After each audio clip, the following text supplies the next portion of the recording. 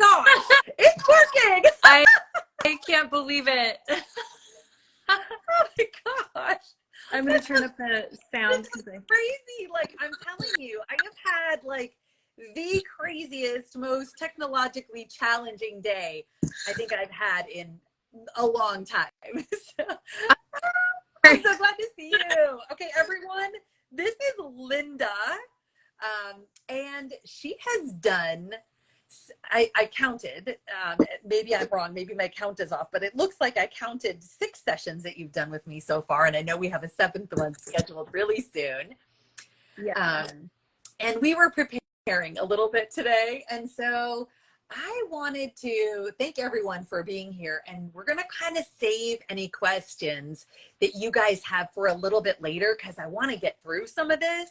So I love it that you guys ask questions, but if they get scrolled too far up in the feed, I'm not going to be able to see them.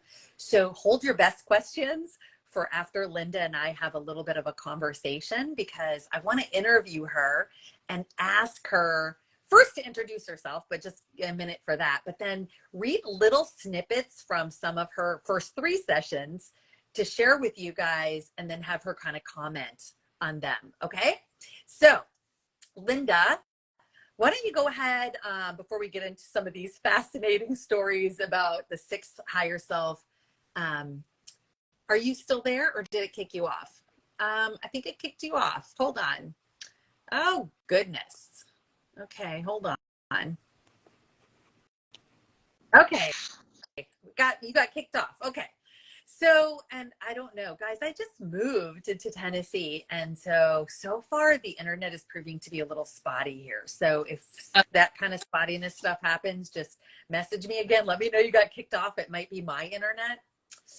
I don't know. It's proving to not be so great. But if you're watching on YouTube, join me over on Instagram, and under the name Woke Lightworker, because that is where I was able to make the connection with Linda. So if you're on YouTube, join me over on Instagram right now under the name Woke Lightworker. Okay. So Linda, before we talk about some of these really fascinating higher self hypnosis stories, introduce yourself. Tell me about you. I know you don't have a regular job that, like sitting in a cubicle or anything like that. You actually get to make a living doing your passion, and you do 2 main things. One, a unique way of doing massage therapy. So tell us a little bit about that. Oh no, am I losing you again? This connection might be just something.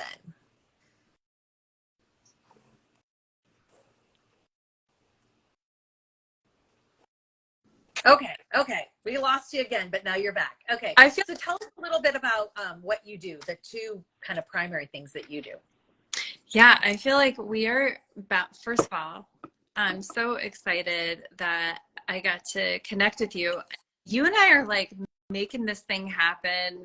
Like, I'm so excited to see your beautiful smiling face. And yeah, so thank you for having me. And it's such an honor to be here with you. I am a longtime massage therapist, body worker. I was first licensed in 1998, so like 26 years ago.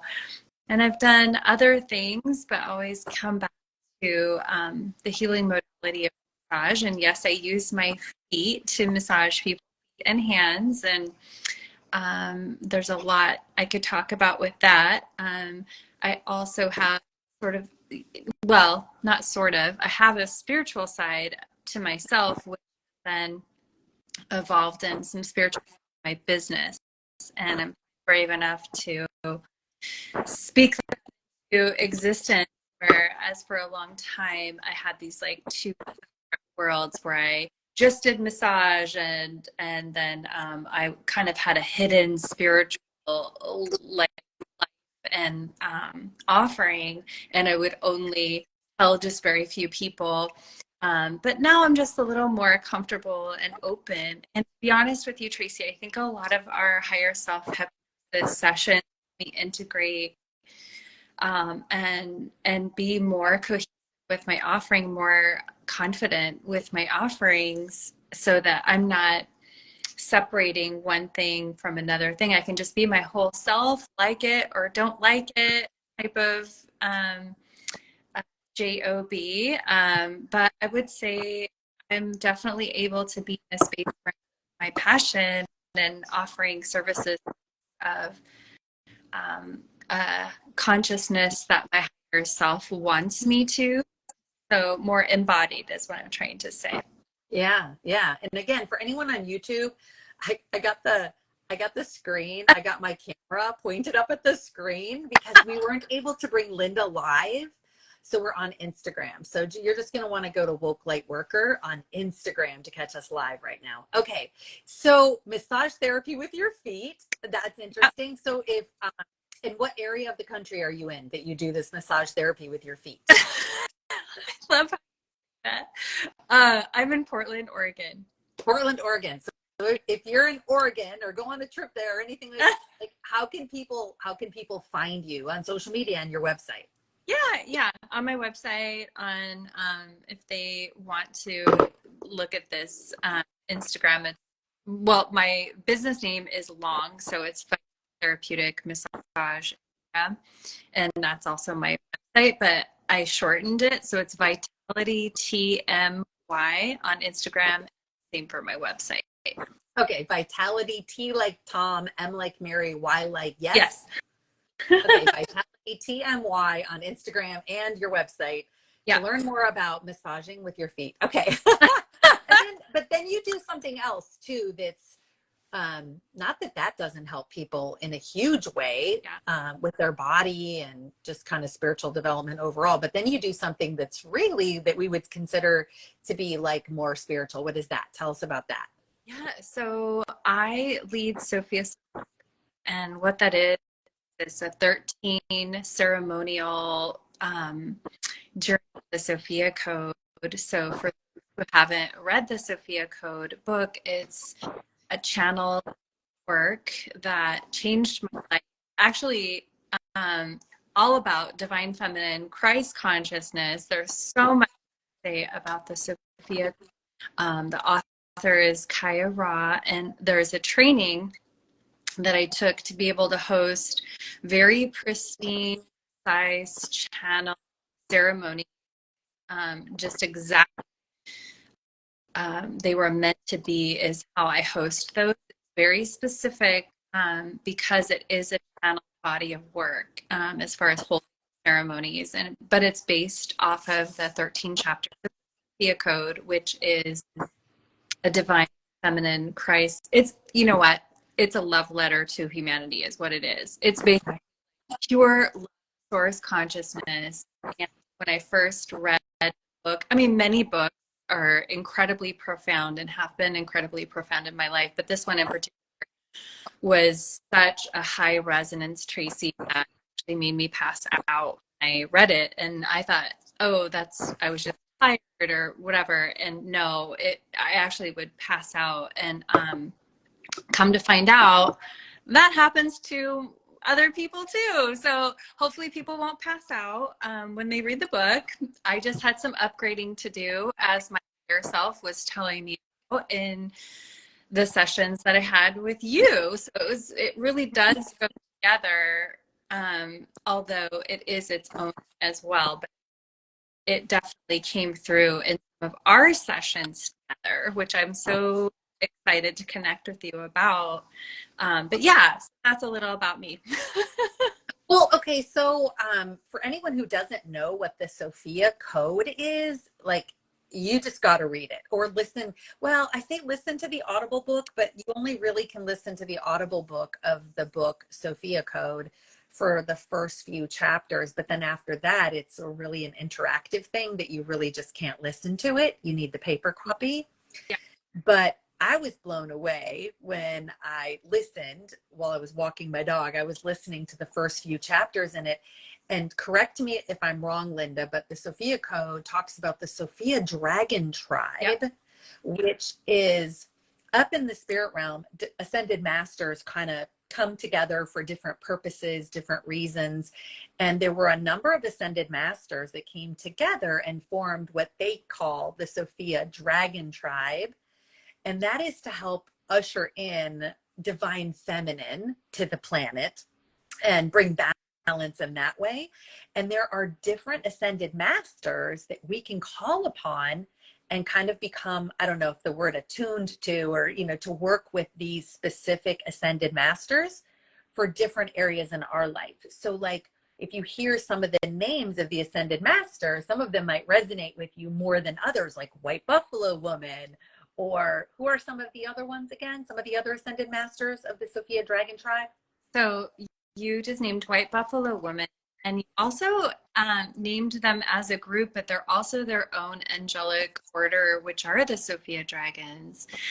Isis is part of the Dragon tribe, Hathor, Green Tara, Mother Mary, Mary Magdalene, and Jesus, Saint Joan of Arc, Kuan Yin, and there are other orders, but those are the first, like that's your first ring of support. Right, right. And I remember from doing higher self hypnosis sessions with you that you work closely with Mother Mary. And so it doesn't surprise me hearing that she's part of the Sophia Dragon tribe, that you are here leading these Sophia code circles or groups. I guess we call it a circle or a group, to help people really connect with the Sophia code. So, if someone wants to or has read the Sophia Code and wants to read it and then connect with you about Sophia circles, like how often do you run Sophia circles? Right. And I was so excited. Thank you for giving me an opportunity to talk about that. I actually have a circle up on August 2nd. So, so like I said, there's 13 of them. So a chapter to come together as a group, you know, in group consciousness, it's powerful to hear other people speak about pearls of wisdom. So ceremony is important, and being with other people and that we're not alone is important. So I've held these circles once or twice a year. And this one starts August 2nd and on December 13th. And so, you know, it is a 13-week commitment, but I have seen people change their lives when they are participating in a circle. Sometimes things are pulled back and it's easy, and sometimes it's very affronting and like, oh, I didn't realize I had that to work on. And it's just beautiful to witness growth and healing that happens because, you know, while within this beautiful container and being supported, and also not trauma bonding. It's a very like sharing of wisdom, ceremonial space, and not, you know, dumping or anything like that. It's a codependent space, which I don't really feel like there are very many examples out in the world of codependent free spaces. There's not a lot of interaction in that way, and so it's extremely pristine and held in a high vibration, so that way people understand like, oh, this is a way that we relate to one another without creating healthy patterns. And so I'm super honored to be able to host this coming August.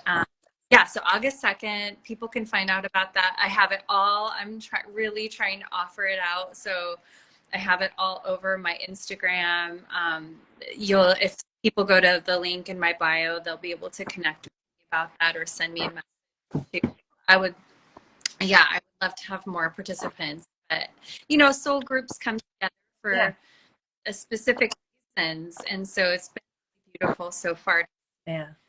The people that have come together. So yeah, thank you for giving me an opportunity to talk. Yeah. So again, if anybody wants to learn about the Sophia Circles, Vitality TMY on Instagram and your website, right? Yeah, definitely. Awesome.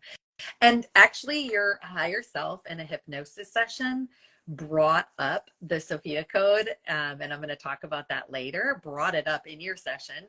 But I wanted to share something that happened with Linda. So she's done 6 sessions with me.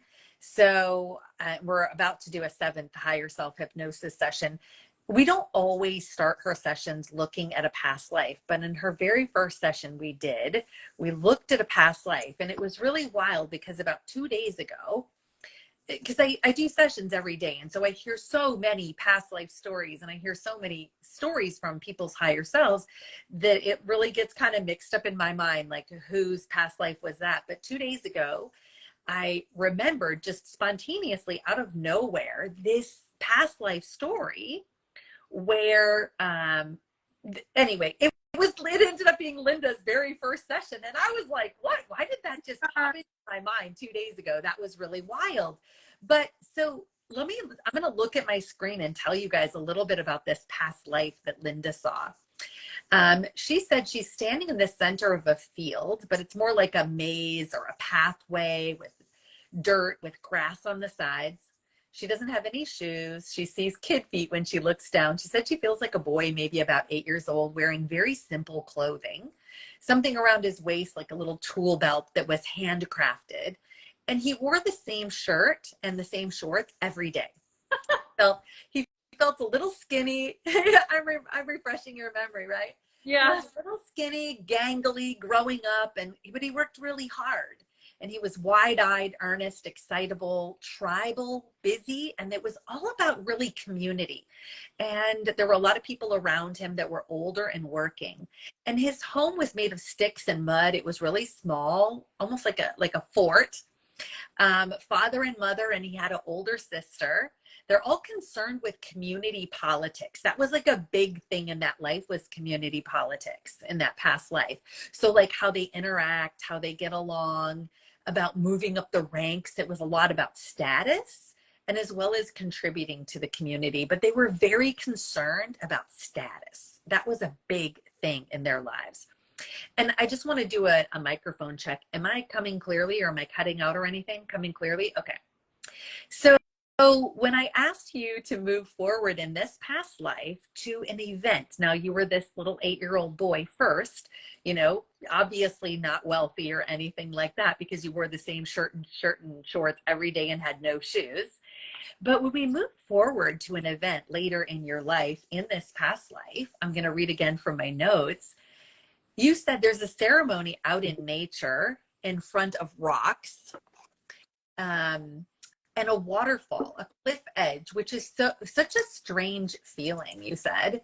And oops, and I went and lost my screen. So give me 1 second. I'm so sorry. And you were there, and it turns out that you were there for your sister's wedding. And there's someone emailing me really quick asking about the live. I'm sorry, I'm going to tell her to go to Instagram. It's so funny how these little technological things come up to see assistant. Anyway, okay, so you were at your sister's wedding, and it upset. Let me see. It's a wedding ceremony, and your sister did not want to marry the husband, right, that she was there supposed to marry. And so guess what she did? I remember this part. Yeah. She jumped off a cliff at her wedding. She jumped off a cliff. She dropped off the edge of a cliff in front of everyone in this past life. It upset you and made you angry. You, the male, it upset you and made you angry because ritual and community has its place. But it does not always work or serve. Each person has the right to choose, and she chose. Everyone was upset. It was a moment of judgment. Some are explaining themselves and defending their politics, and there's a lot of silence. They try to justify it away. And after the shock and trauma, everyone's trying to wrap their minds around it and process what just happened.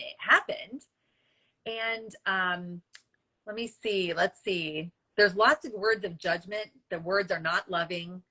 And then the lesson in this was everyone who was at that ceremony and saw your sister jump off the side of the cliff because she was being forced to marry a man she didn't want to, because that's just how things were done. The lesson in that for the group or the community was they get to choose together how to move forward. And so I thought that was interesting. But then you ended up later, you know, when I looked at your life later, you ended up having a family of your own. You did some farm work. You were very in tune with the earth. You had one child. You were a little lonely because you just worked a lot in that past life. You had a wife, but it's more difficult to socialize and it's not very fun. Let me see, the wife spends more time with the child. You don't because you're working so much. But in all, it ended up being a pretty decent life. It was a very simple, hardworking, gentle man with a fun side, and you got to play with your grandkids. So that was the past life that we got to see. So it was just shocking about the part about, you know, your sister just jumping off the cliff when she was at her own wedding. Yeah, that wouldn't have been something that I would have thought of on my own. That was pretty bold and sad and very, like, I've never heard a story like that either. But the feeling of that moment was like she was kind of making a decision for herself, but also for the group conscious, showing what does it look like in these times that they were living, to make your own choice, and where you feel like you have no choices. That was what choice that she made. And group consciousness creates a lot of pressure for a person, and you know, she didn't feel like she had an alternative, and it was very sad. And it was also simultaneously hard to be a little kid while someone's talking about someone that you love in a way that wasn't really positive. It was kind of, the message was like, in order to survive, you have to do what the group wants you to do. And at the point of the group now having the opportunity to decide, is that how you want to move forward, was another layer of like, you know, do you want to continue to control one another, or do you want to allow people to make their own choices? And that's really what it felt like was the main purpose of that life, even though that little 8-year-old happened to, yeah, she died.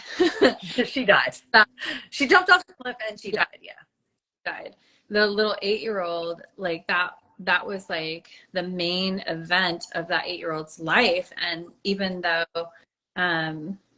you know, he grew up, had a family, it was just never like, you know, it was just always kind of in the back of everyone's mind, that especially if we're present and witnessing that, like, gosh, you know, people would just do anything to be able to make their own choice and have their, you know, like this, yeah, what does this person say? It seems like this incident taught the community the power of free will. 100%. Like, I think you just hit the nail on the head, where it is about that person is like, I am going to have free will. If my only choice that this community is allow me to have, it's like she had the choice of either running away or marrying someone that she just plain didn't want to marry. And there were probably reasons beyond what the 8-year-old could understand.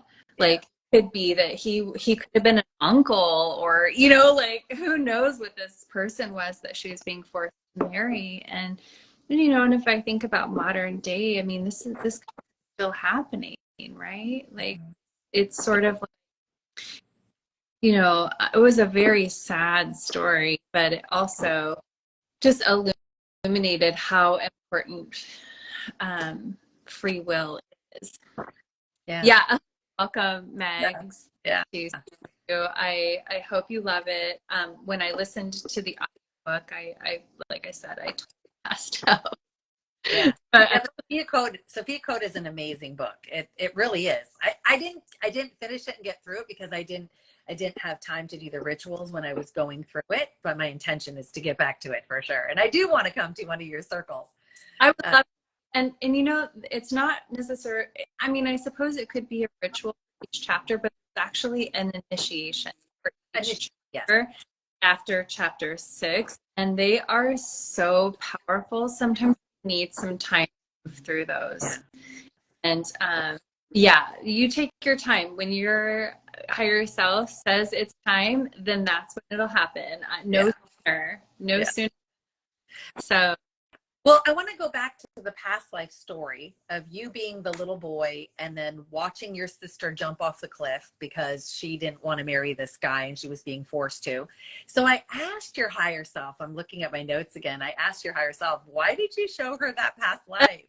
And your higher self said to show you that anything can be healed, because you did go on and the community went on. And, you know, I mean, obviously they say time heals all wounds, right? But anything can be healed. It's important to see there are peaceful, calm, gentle ways, and not everything has to happen at once. So I guess what I'm taking from that is healing doesn't happen in an instant. It doesn't have to happen at once, but it can come in peaceful, calm, and gentle ways. I mean, you had a child, you ended up having grandchildren, you worked a lot, and the healing came just, you know, through going through life. And then your higher self said it's a step-by-step, moment-by-moment decision to embody the highest version of every present moment. yeah. So Yeah. it's a step-by-step decision to embody the highest version of every present moment. And that man did that. That little rebellious child seeing something traumatic, paving a path of peace. And then your higher self said it's worthwhile. Let me see. Things are so polarized now. Each moment, each step, each decision that happens can happen in a peaceful way. Things can be reacted to easily. It's easy to have an opinion about everything. It's easy to have reactions to everything. The path of peace, this is what your higher self said. I love this. The path of peace is not always easy, but it is peaceful. It can be done. It can be done. It is there. There's a gentle knowing of this in every cell of our body. We innately know that peace is there and available for us. I mean, that's why everyone talks about, I just want peace. I want peace. Well, how do you know what peace is if you've never had it? Because innately the remembrance of what peace is in every cell of our body. And there is a path of peace, your higher self said. And then I asked your higher self, so most people talk about wanting peace, but most people don't get it. Why don't they get it? And just your higher self said, because of attachment. We get ourselves attached to things instead of accepting what is. Accepting what is as it is, exactly as it is the path to peace without being attached. And when I tell my clients attached, that means to people, places, and things. When we attach ourselves to people, places, and things, that's what can cause us pain and suffering or to lose our peace.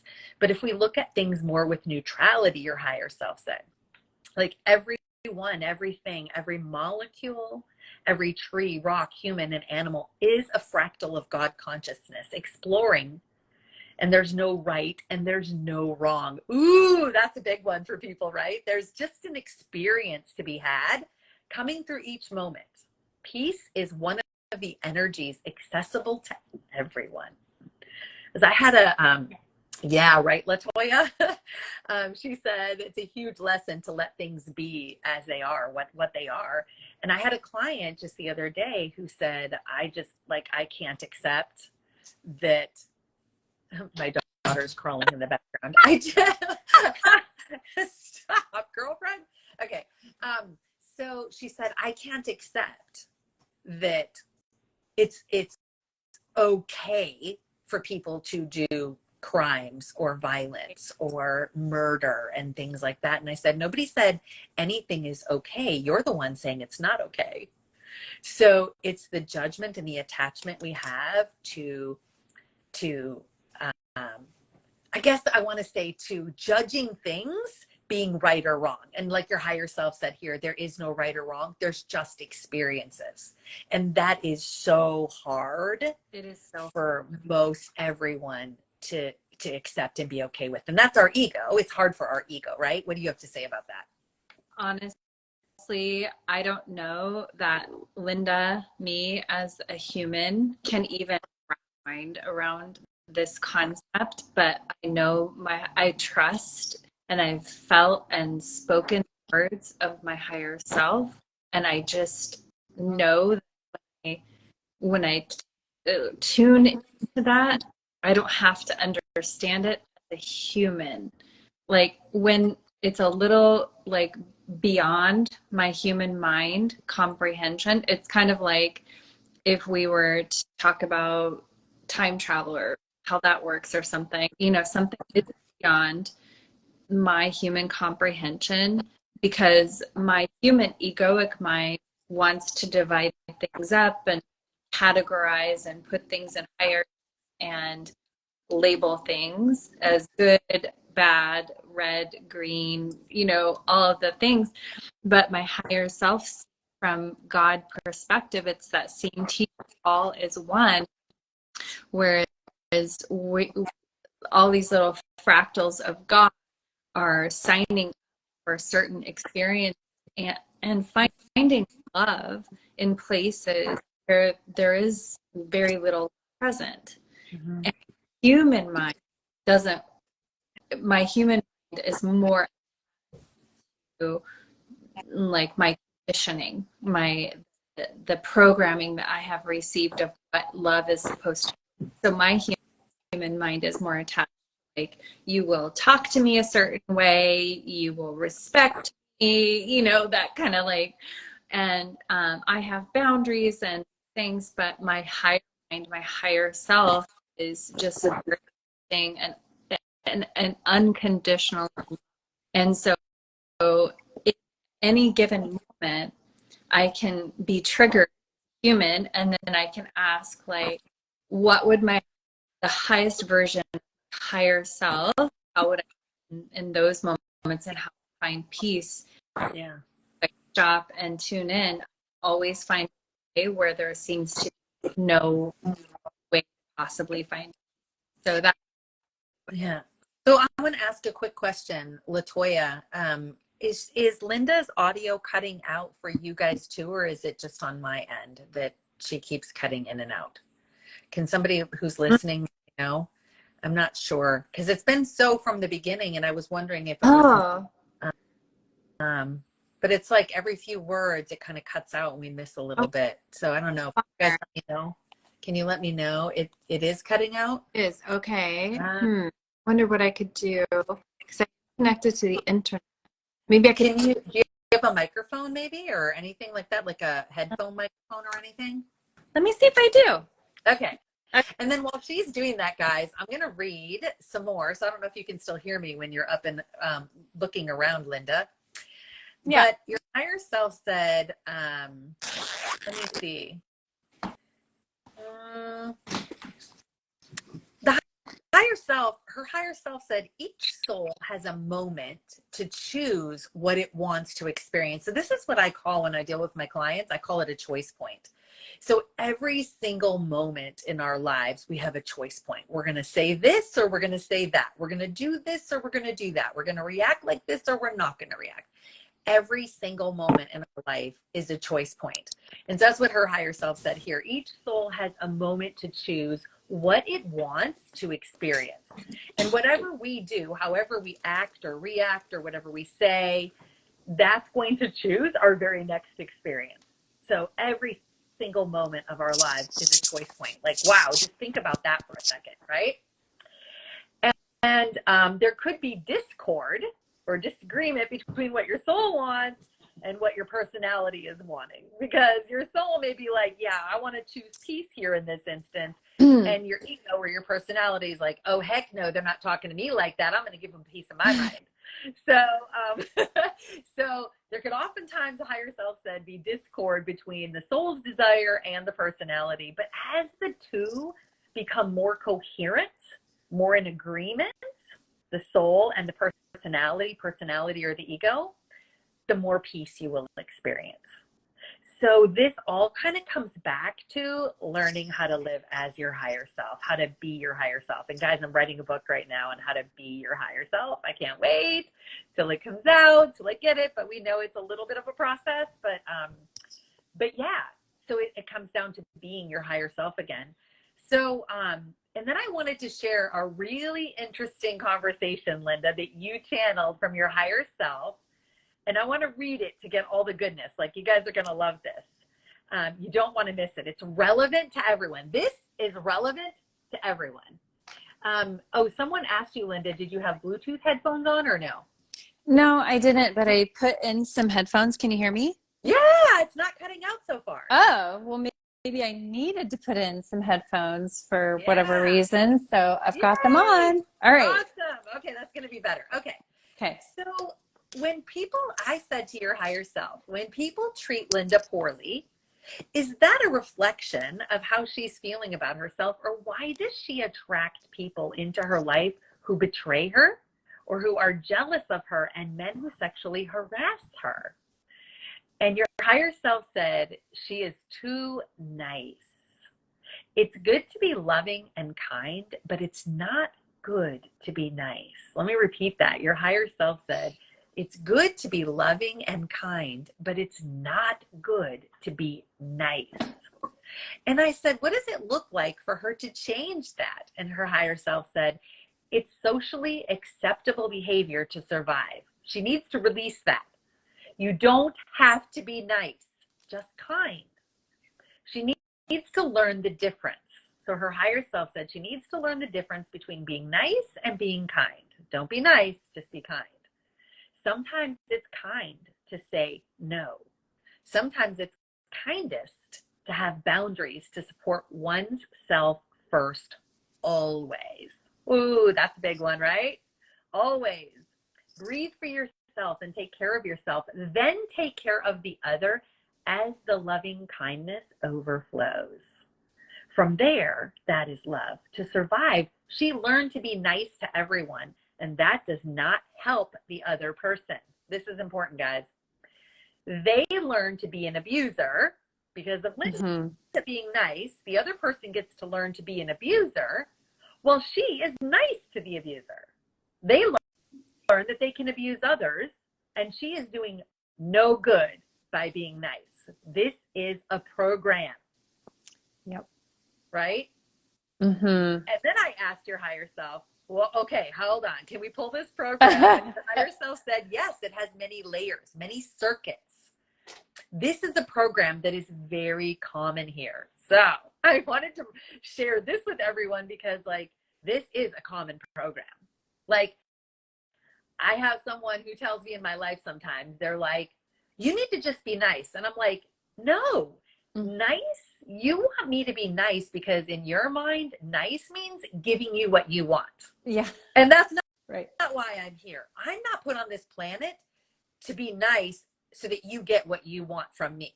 That's no. I'm in this equation too. I'm not going to be nice. I will be kind to you. But the answer is no to that request, or, you know, whatever it is, right? So your higher self said, if this program continues to get reinforced by other programs, and it's bigger than this program, there are social layers to this program. It ripples out. It's very deep. It's like a map, a layered programmed map of AI. What? And I said, what do you mean AI? And your higher self said artificial intelligence. Well, I knew what AI was, but I said, how did it get there? How did this program from this AI get there? And listen to this. Okay, guys, this is going to blow your mind. There is a satellite just outside of Earth programming, beaming programs to the consciousness, filling in AI technology to the consciousness in the spiritual realm, and programs in lots of things, like what to buy, what to pay attention to. Current programming on the planet sounds self-deprecating, sounds very unloving, sounds very nice. She tapped into this programming. It's old and new. It's constantly getting upgrades. But it's gone from her now. She can be herself again.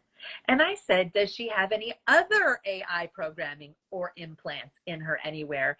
And your higher self said, there is a dome above her house. Remember this one? The very first session. I remember there is a dome above her house, and I would like to remove it. And I said, yes, please. Your higher self said, okay, now it's gone. It's coming through the internet cables. And I said, what was it doing? And your higher self said, influencing. Ooh, sort of like a rat in a maze feeling with a little reward for control. Not acute, not immediate feedback, but more for the long game, more for the long-term programming. It's gone now. These are in a lot of places. And I said, is this affecting most people on earth, this dome above her house? And her higher self said, absolutely, yes. This is from a slave mentality. Okay, so let me just pause here. I think this is kind of the idea when people say Earth is a slave planet, right? Mm-hmm. So your higher self said, this is from a slave mentality. So the opposite of sovereignty. It looks like umbrellas over houses and cars. They come off of the phones, affecting the neurology and creating an artificial AI. But it's not intelligence. It's more of a program. And I said, how do people protect themselves from this? Okay, guys, here's where you're going to want to take notes. How do people protect themselves from this? And then I'm going to get your feedback, Linda, after all this. Higher self said, nature. Get away from phones and screens and addictions. Go for a walk.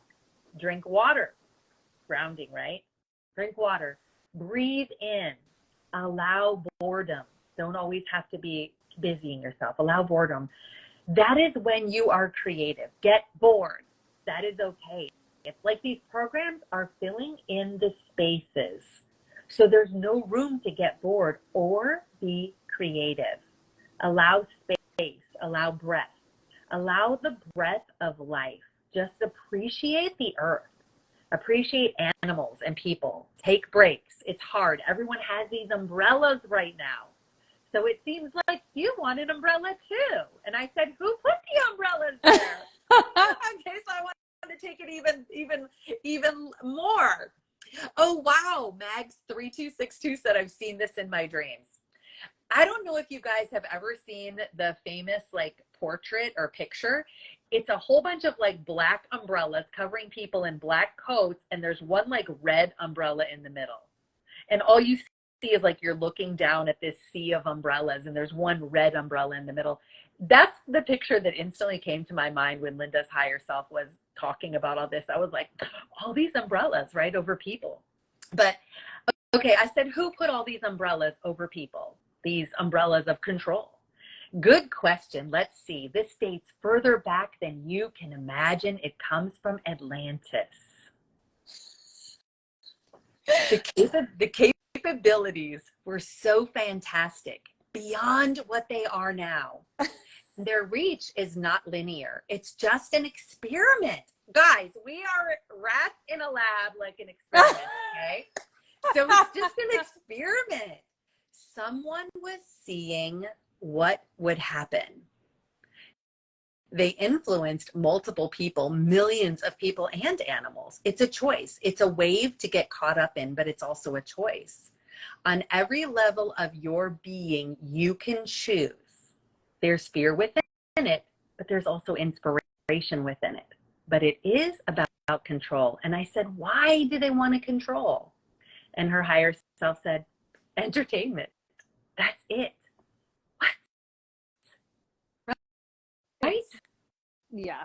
Isn't that crazy? So I wonder if we lost Linda again. Hold on one second.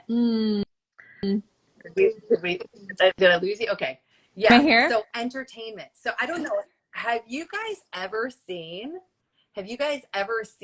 that it's like a cartoon sketch? It's like, what do you call it? The comics. It's like a comic strip. And it shows some aliens looking at a TV and it's Earth. And they're literally just like, it's total and pure entertainment watching the Earth journey of people. It's a comic strip. That's the image that came in my mind when your higher self said this. I could see why. Yeah. Yeah. It's all about entertainment. And I said, who wants this entertainment? And your higher self said, there are entertaining eternal beings entertaining themselves here. And I said, would we consider them to be dark or negative entities? And your higher self said, it can be based on the control, but sovereignty is your gift. You can choose to be controlled. So in that way, it's not dark. But if you choose to forget that you are sovereign and divine, if you forget you are in control, it will feel dark. Right? Honeybee said, this is wild. I told you guys, when I sent out this email to my mailing list, I was like, you guys are going to be entertained. You're going to learn some new stuff. Okay. So, yeah, and this is just a taste of what happens in Linda's sessions. Okay. I'm just telling you, like, I didn't know, some stuff. I didn't know where we were going to go, but we went here. Yeah, there's some things I've learned in between sessions that I'm like, oh, I would have never thought of that. So I know I was channeling my higher self, because there's many times where it's like, oh, I'm just making this up or whatever, you know, and something will come through and I'm like, oh, I never even thought of that. It had nothing to do with any of my experience here. And then somehow, some way, it's like slightly validated out in the world, or I'll forget what I said and then you remind me. Yep. Like right now I'm like, oh yeah, I forgot I said all that. So Honeybee asked you, do you even feel human anymore?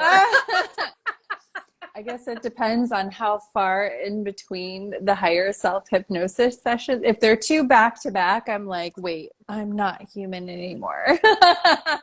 But if I have a little time to live and be myself in between this personality, yeah.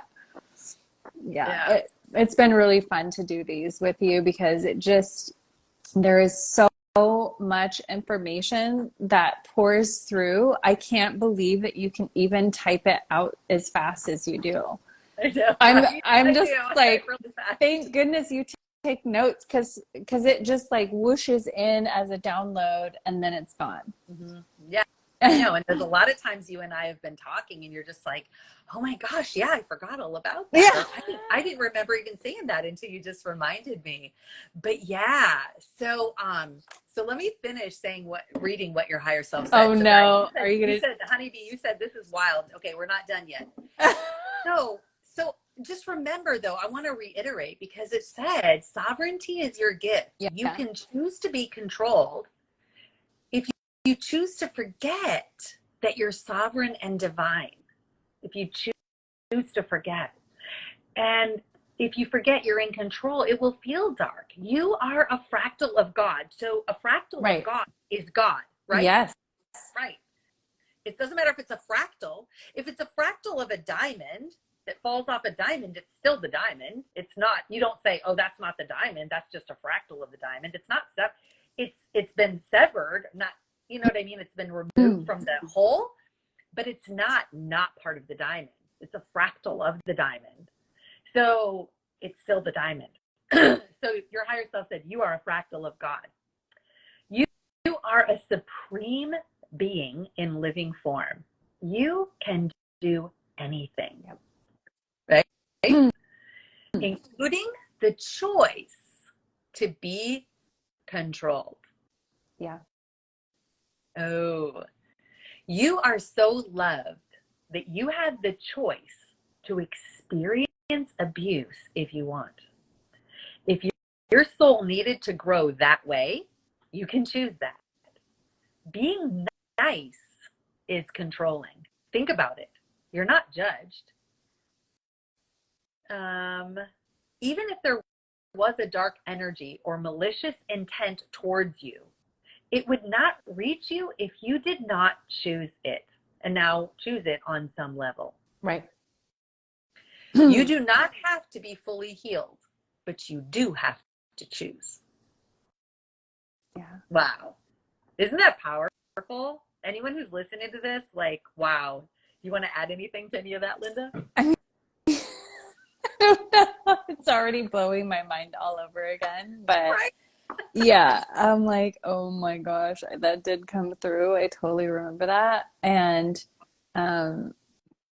you know, I just had a huge growth period in my own life. And so hearing this again is very timely to hear, like, oh, I need to think about how I'm thinking.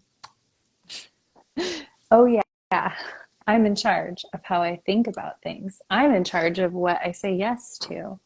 I'm in charge of my inadequate feelings or my feelings of being adequate. Like, those are choices. And this is a great conversation to bring me back to being sovereign in my life. Yeah. Yeah.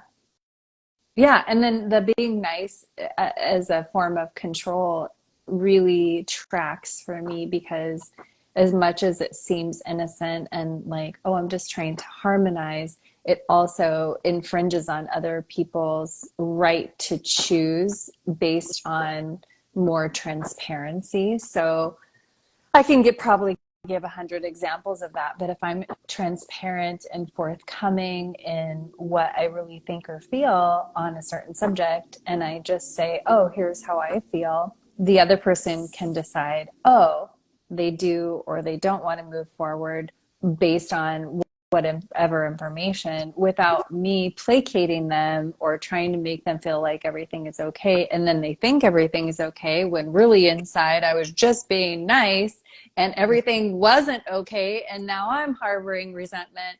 And so that's kind of like that program of codependency that I'm constantly healing from. And that, you know, it is such a part of our culture and society on how to operate, especially, you know, where I'm living. And so, just the culture of, I feel like it could be a little demographic, because I find that people from this is going to be a total generalization, but I normally like attune with people from the East Coast as being very like direct, and I'm on the West Coast and it's a little more indirect. And so that indirectness can kind of come across and play as, you know, a little codependent. And so I'm constantly healing from that.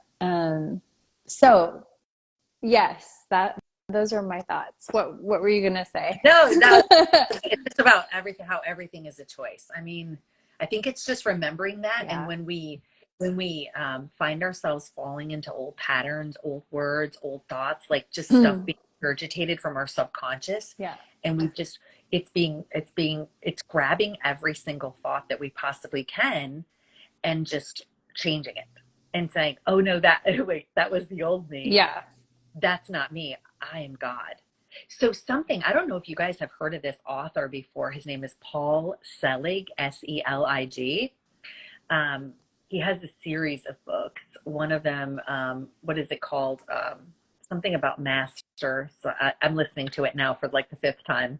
But he says to remind yourself of your divinity, your godness, your fractalness of godness, right? Your divine self, to say this. And if you can like follow along with me and feel it when I say it, it's, I know. And when you say I, you're talking about the divine you, your soul. Okay. I know who I am. I know what I am. I know how I serve. And then this, I am here. I am here. I am here. Right? Yeah. Did you guys feel that? Like I, meaning the divine me, I am here. And to me, I find myself saying that often, because it gets me out of that mindset of the small me, the ego me, oh, I'm just experiencing all this trauma, drama, whatever it is, and really helps lift me up to, wait, my divine God self is here. I am here. And I say it out loud, and I put my hand on my heart, and I'm just like, I am here. And it's just like, whoa, that kind of pops me right out of it, you know? Yeah. So, let me see. I want to read a little, I'm looking at my notes again, guys. I want to read a little excerpt from the same session, your first session, where your higher self talks about how there are different levels to our higher self. So listen to this, because I think this is new to a lot of people. Okay, so I asked your higher self, I said, so you seem to have a great deal of knowledge. Who of Linda are we speaking to now? And your higher self responded and said, Linda's higher self's higher self, higher self. So three, like I guess you want to call three levels. And I said, well, why was that level chosen? And your higher self said, there are infinite levels. And by the questions you are asking, this level was chosen. What did you think about that? About that we were connecting to, you and I have come to call it, you started calling it first, my higher self times three. But every time we do a session, or almost every time, I check and say, hey, are we still connecting to Linda's higher self times three? And the answer always is yes.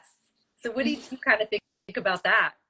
I think it's pretty funny, as far as like that goes, just like thinking the mind-blowing information that's coming through feels like it is more than what I myself understand in my human brain, but also like if it gets too distant, then the answers seem to be more general.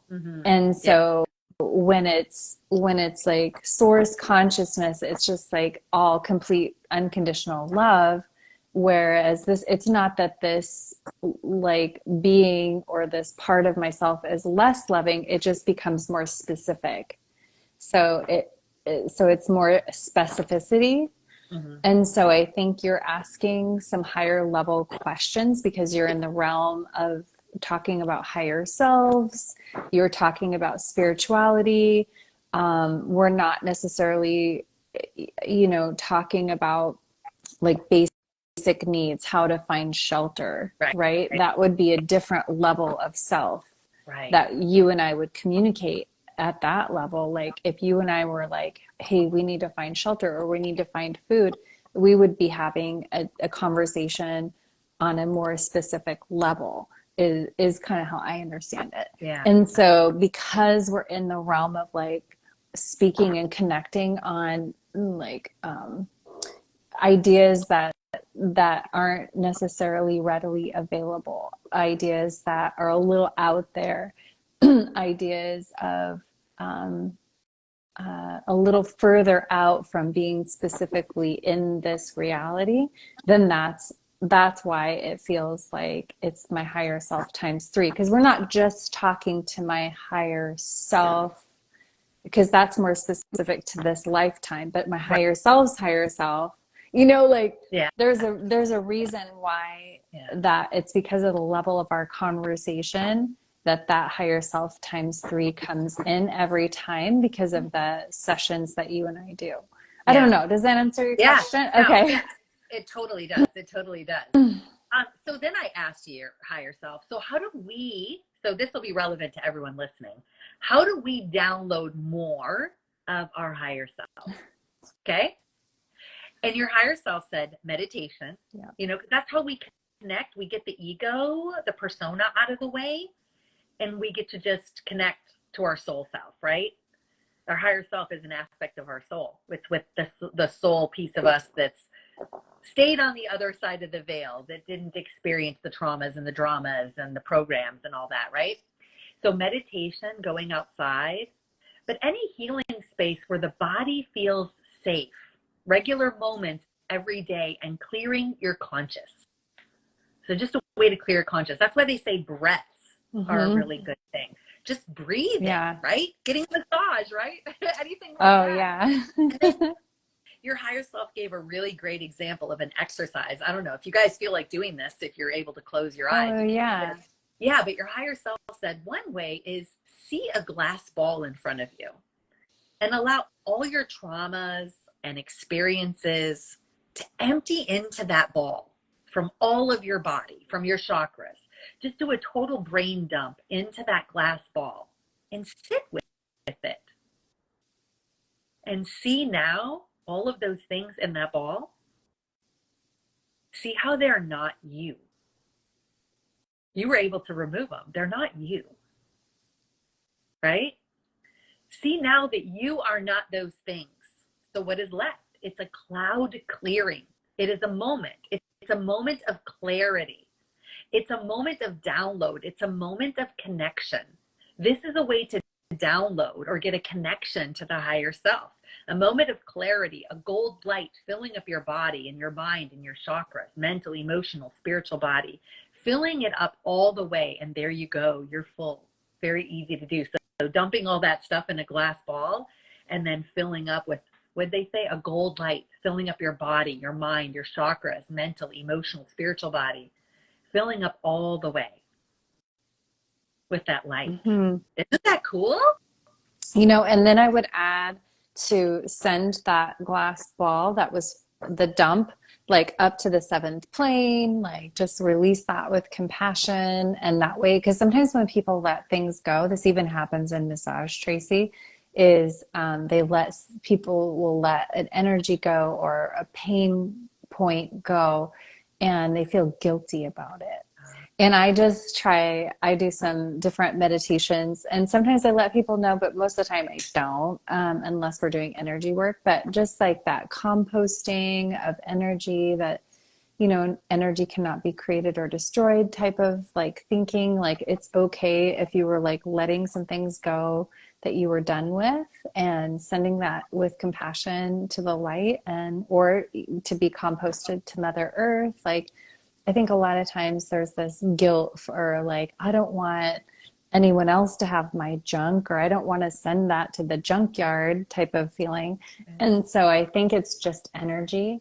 And if we can just release the judgment around releasing the energy that we're complete with, like we're done with that, or we want to be done with that. So we're choosing to let that go. I think that's really important. And it's so funny that you say that, because I asked. Oh, and I asked. No way. And then we can live more from the higher self instead of the smaller self. And your higher self said, yes, turn those glass balls into beautiful flowers and release them. I don't remember this at all. So that's so funny. That's really funny. Yeah. So your higher self said, then turn those glass balls into beautiful flowers and release them. The higher self, the love that is always available to you and the ego self, are part of this human experience. And nothing, again said, nothing is good or bad, just levels of connection and being. Ask yourself. Ooh, I love this one. Your higher self said, ask yourself, what would my most healed version of myself say or do or behave like right now? And then make the best choice you can in that moment. So, oh my gosh, I'm going to repeat that. Anybody who wants to write that down. What would my most healed version of myself say or do or behave right now? And then make the best choice you can at that moment. What would my most healed version do? Mm-hmm. Remember those little bracelets everyone used to wear? What would Jesus do? WWJD? It'd be, what would my higher self do? Yeah. What would my most healed version of myself do? Yeah. Right? Yeah, I love that, because even just before, like earlier today, I have a teenager, well, almost a teenager.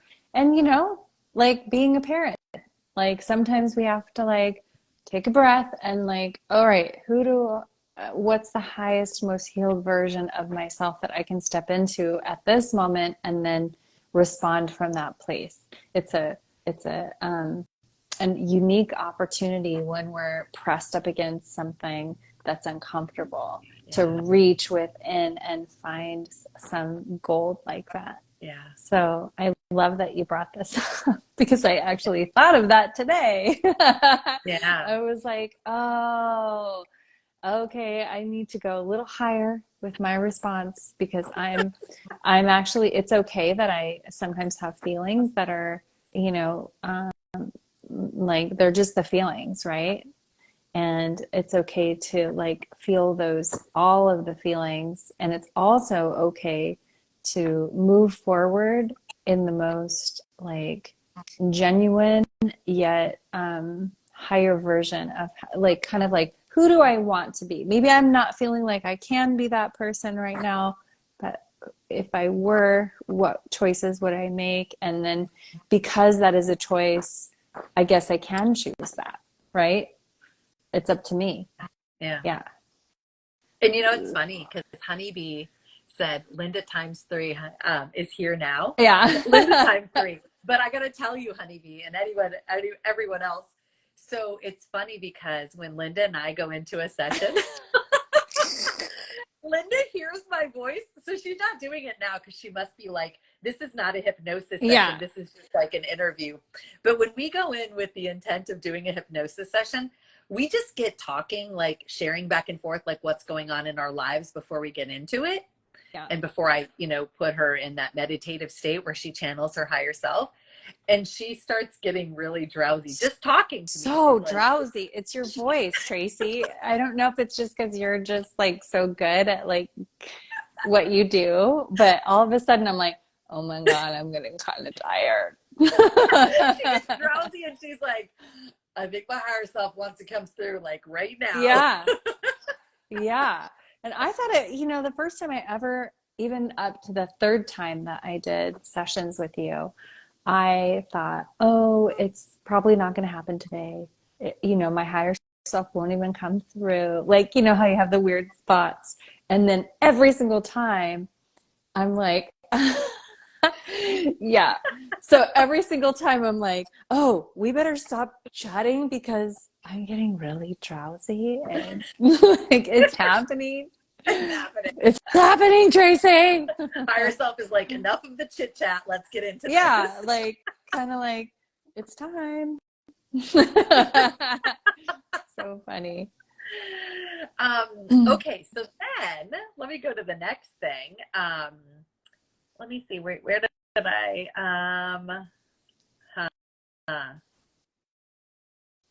oh, there's something else, your higher self times 3. Remember, it's the higher self of the higher self of the higher self. Yep. Something else your higher self times 3 said in your second session that I found really profound that I wanted to share. And again, I'm going to read it off my screen.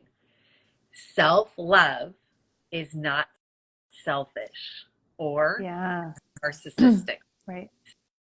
Self-love is not selfish or narcissistic. It can overflow. If someone is concerned about that being the case, imagine the opposite. Imagine not having enough self-love. Then you're just a vacuum. Vacuuming love up from other people and seeing it from others, which is not sustainable. But instead, we should be resourcing love from source energy.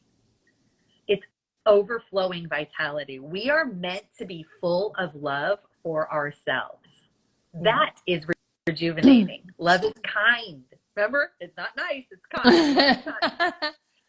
And then I wrote in capital letters here because I think Linda's higher self really emphasized this and said, seeking outside of self is not kind, and it is codependent. Yeah. Seeking outside of self is not kind to ourselves, right? Or to others.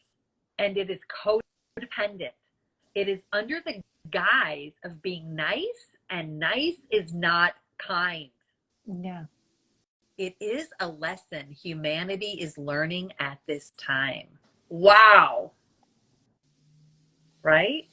Yeah. Yeah. I believe that is true. Yes. That we need to love ourselves, that we can have boundaries and that is kind. Like, it's not really kind of me to just give, everything everyone wants all the time just to be nice. Like, that's not kind. Maybe what they want isn't, serving a good, like a purpose that my soul wants. And I'm saying yes, but my soul is like, I'm having like a bad feeling about it, but I say yes just so the other person can get a yes. And that's not kind. Yeah. Like, and again, like your higher self said earlier, it teaches them to continue that pattern. That's right. of Yeah. taking advantage of others. Yeah. So then I asked, what is something Linda can do to love herself more? So take notes, everyone. Okay. In every conversation with herself and others, we would love for her to offer herself forgiveness Mm. for not being perfect, Mm-hmm. or what her idea of perfect is. So like, I forgive myself Yeah. for not being perfect. I mean, and then you think about it and go, what is perfect? Oh, come on, that's so ridiculous. Yeah. Had to be perfect. Who defines what perfect is? I mean, Yeah, actually, that reminds me of the of chapter 6, Isis chapter of the Sophia Code, because there's a lot of forgiving of oneself for many, many things, and it's quite beautiful and very activating. And I think that forgiving myself for not being what my human ego thinks is perfect, that idea of perfection changes as a style changes, or it's very fleeting. And being a fractal of God, we are already perfect. It's totally unconditional love that we are. So like, why would we put a block in front of that and reject that? And choosing to love ourselves and letting that overflow and being kind and having boundaries, I think, is what is being talked about. Yeah, I and see then your pupper. I know my baby came in. And then your higher self said, say this: I forgive myself and I love myself. What a great affirmation, right? I forgive Yeah, myself and I love myself. yeah, It's okay if this person misunderstands me. yeah. Your higher self said her intention is always to be the kindest person in the room and to feel liked. But, Ah! but if you like yourself, it's okay to be misunderstood. And it's okay for things to feel incomplete because you feel complete in yourself. Yeah, If the other person wants clarity, they can ask. You are not expected to be perfect in every conversation, in every moment. We're all growing, and that is too much to ask of one person. oh yeah. How does that feel in your heart to hear Right? that? Right? No, I'm So, just curious. Like, I'm curious, Tracy. Like, does that feel? How does that land for you? yeah, especially since today's been a hard day for me emotionally. And I sit Mm-hmm. here and I told you a little bit about it. So today has just been kind of a rough day. I Yeah. had a rough morning with my daughter and kind of the teenage years here going on, and just some other things that were really rough. And then I had all these technical glitches with my computer and Yeah. like And we were trying to trying. get stuff to work. And Uh-huh. it was kind of a challenging day. I don't know if something's going on with the moon and the stars and the sun and the waves, and I don't know, but Mercury in retrograde or what's going on. Yeah. um, okay. And anyway, so it was a challenging day, but yeah, not expecting to be perfect, right? And loving myself. Right. And then reminding myself that I'm God throughout all of this, going, okay, come on, you're God. This is just a human experience. It's just a simulation. It's just an illusion. Just, kind of reminding myself and pep talking myself like that way so many times. Um, so I want to move on because I know we only have like 15 minutes left. Okay. So hang on, everyone. We're going to have like 15 minutes left. And I know Linda's got to go at top of the hour. But, oh, okay, guys, hang on to your hats for this one. Okay. So moving on to another topic. In your second session, your higher self times 3 talked about what I refer to as spiritual creepy crawlers. Oh, yeah. Okay. Okay. Or energetic beings Mm-hmm. that attach themselves to us like leeches or Yeah. mosquitoes. And of course, we can't see them because they're energetic or they're spiritual, they're physical. So then your higher self said this: these spiritual creepy crawlers hold down the light of a person, and they hinder and block you in a way to hinder success or light or any sense of well-being in a particular area, sending them back to source energy, reinforcing reinforce your auric field. Get rid of them through self-love and source consciousness. Embodying your higher self consciousness. Going into a healing chamber. Create a healing chamber. Ask your spirit team to create a healing chamber for you where these things are removed, right? When you're sleeping. It takes one meditation. It's quite simple to take them off, connecting to source, asking source, please remove these or any other creatures off my auric field. So in a prayer, send a request. A prayer is communication outward from us, right? That's prayer. In a prayer, send a request and know with faith and love that as soon as you make the request, it happens. So yeah, we've heard in Linda's sessions, there are a lot of different kinds of spiritual creepy crawlers out there that impact our energy and kind of suck our energy off of us. A lot of them have tentacles and they'll actually like glom onto your house and like suck the energy from your house. Like there's all kinds of things like that. But again, send them to source energy. Reinforce your auric field. Get rid of them through self-love and embodying your higher self or source consciousness. Going into a meditation and just asking that they be removed. What do you think about all that? What do you remember about all that? I don't remember a ton from that, but I think it's just going back to allowing that source consciousness to be so bright. It's kind of like, you know, there's only a certain spectrum of light that human beings can actually see.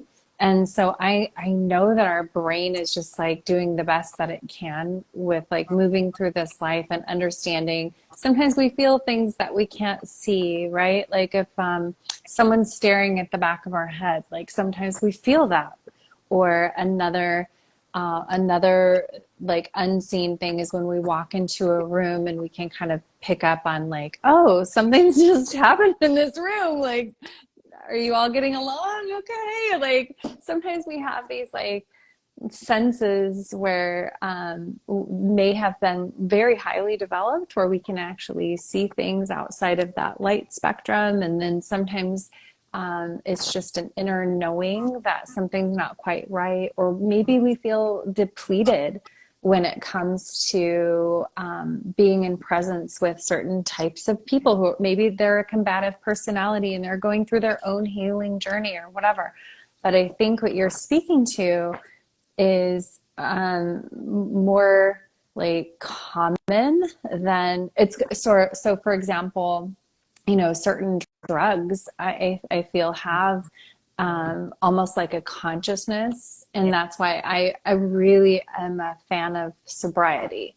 And I'm a fan of like, you know, I rarely will even have a sip of like, I think last week I had a sip of champagne at a celebration, and it had been years since I've had anything like that. And I do know that there's a certain like suck you in type of consciousness with drugs and alcohol, or even certain foods.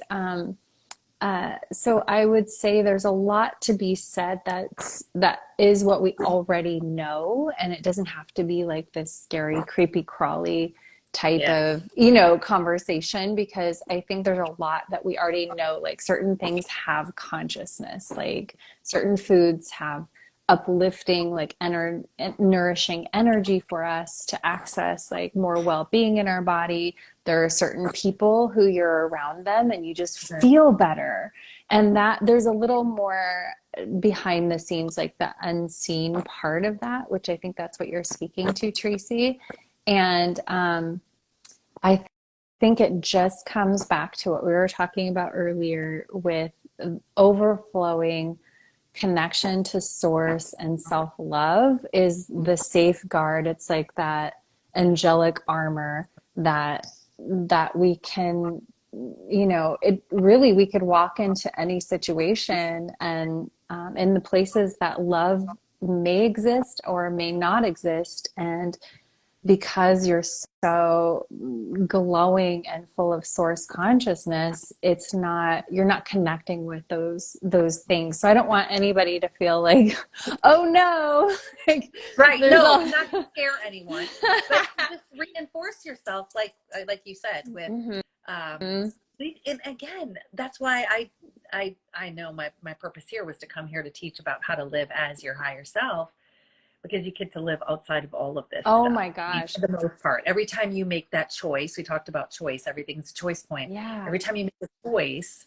you're making a higher choice. I mean, and there's nothing wrong with making a quote unquote lower choice. You're going to have an experience where you learn something anyway, but it just depends. Okay, so Paul Selig, again, that author I mentioned earlier, and thank you for reminding me. One of the listeners said it's the Book of Mastery by Paul Selig, but he says it, and he channels his guides, and his guides say, so let's say your lesson in coming to Earth is to learn how to bake a cake. Okay, so you can learn how to bake a cake in a gutter, or you can learn how to bake a cake in a palace, but you're still going to learn how to bake a cake because that's on your soul plan for this lifetime. So we get to choose once we're actually like aware of our thoughts and how our thoughts, you know, create our next action, our next course of action.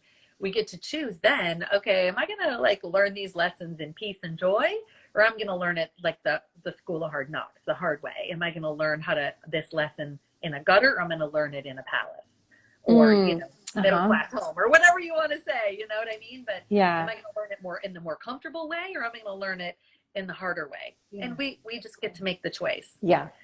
And then the real baby girl said, how did you say it? It's okay to be misunderstood. It's okay to be misunderstood. What did I say? Your higher self. It's okay to be misunderstood, and it's okay for things to feel incomplete because you feel complete in yourself. As long as you're being kind, right, and somebody else misunderstands you, they can ask you for clarification, her higher self said. They can ask you for clarification if they want it. But if you know you're being kind to them, it's okay to be misunderstood as long as you feel complete in yourself, right? So I think to speak to that is there's sometimes where no matter how you explain yourself to someone, right, there are certain people who are they're just gonna misunderstand, and then there are those people who are like, they just see you to the core of your being, and they just take you in the best way all the time, and it, like, you can mess up and it's totally fine, and they just see that your good intentions are shining through. And there's some people that, like, no matter what you say, they're just going to misunderstand you. So the neutrality point, I think what was being said was, it's okay that if like you did your best, you explained yourself, or you were communicating as best you could, sometimes people are either going to just see the very best in you, or it's okay to be misunderstood too. I think that's where that point comes through. Love. Well said. Well said. And then I want to change topics really quickly, because again, we've only got about 7 more minutes left, guys, for this live. So hang with us. I got a couple more things I want to talk about. One of them from Linda's session was, I don't know if you guys have ever heard of something called a psychic surgeon. I learned about it by taking classes at the Boulder Psychic Institute about a psychic surgeon. And Linda, you've had similar classes to the ones I took at the Boulder Psychic Institute. But a psychic surgeon, obviously, it's like what it sounds. It's a guide on the other side who is a psychic surgeon. So I said, what can a psychic surgeon do for someone? And this is what your higher self said. Each one has a different level of education. Like doctors, each have specializations. I'm not sure if this live is going to be saved. I've never done a live on Instagram before, but I'm hoping that it is. Yeah. I'd love to see if I can find a way to post it again on Instagram, and maybe even if there's a way to pull it off, and then, I don't know, put on my YouTube. But you think it is able to be saved, Linda? I think it is, but I guess we'll have to see for sure. But see for sure. This is our first time, guys. My first time. So, okay. So just like different doctors have specializations, each soul has its own particular resonance. There are mismatches that can happen, but when one calls upon a psychic surgeon, pay attention to the words of being for the highest good of that particular lifetime and that lifetime current goals. So a psychic surgeon has the ability to come in and help with looping systems of the brain assist you with heart-mind coherence. They can help remove entities. That's good, right? And to do exactly what I, meaning your higher self, has done in this session with regards to giving you upgrades, doing a body scan for your health. A psychic surgeon can do all of these things. And so just like in my sessions, like your higher self said, we have been performing psychic surgery today on Linda in this session. So like a lot of psychic surgery, like we do a lot of questions in my sessions asking for healing of this and why is she having hip pain and why is she having knee pain or whatever. Oh, that's right. I forgot. I was having some major hip pain. Yeah. Oh, how funny. It's gone? Yeah, yeah. A lot of times during the sessions, there'll be some like actual physical healing that happens, and psychic healing that happens too. Yeah, I'm glad that you brought that up. Yeah, yeah. But we can also call upon our psychic surgeons, right? But the cool thing about being in a session like this, in a higher self hypnosis session, is we're literally communicating right with the higher self, and the higher self just kind of does it right there. If it doesn't, for whatever reason, it tells us why. Like, oh, nope, she's got this lesson she's got to learn yet, or she's got to work through this. Yeah. And then you can do this, this, and this to get it healed. But the last really quick thing I wanted to touch on was, Linda, was in your third session, I asked if you were a starseed. Do you remember that? Oh my gosh. It's sort of a blur, but yeah.